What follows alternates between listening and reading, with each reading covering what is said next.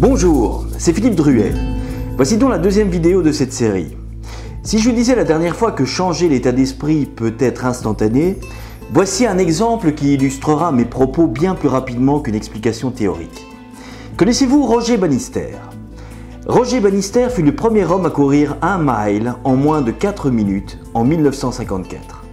L'année qui suivit l'établissement de son record, 37 personnes réalisèrent le même exploit. L'année suivante, 300 coureurs parvinrent à cette performance également. Qu'est-ce qui avait changé? Rien, absolument rien, si ce n'est l'état d'esprit.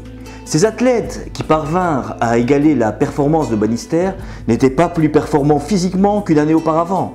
C'est leur mental qui avait changé instantanément le 6 mai 1954, jour où Bannister a changé pour toujours. Ce qui apparaissait comme une vérité, l'homme n'est pas capable de courir 1 mile en dessous des 4 minutes. Ce qui était impossible autrefois dans la tête de ces coureurs devenait tout à coup possible et donc accessible. Et vous?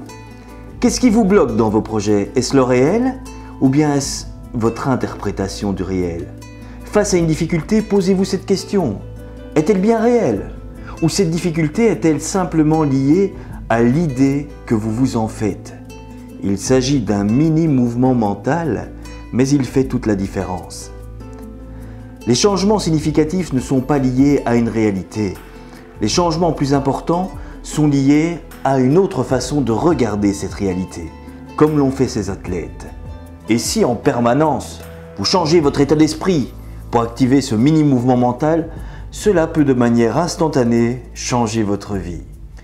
Les événements qui se présenteront à vous peuvent être désormais changés instantanément pour que vous en ayez une prise de conscience beaucoup plus réelle que la réalité apparente.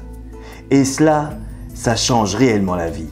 Quant à moi, je reviens vers vous très rapidement avec de nouvelles vidéos. À bientôt!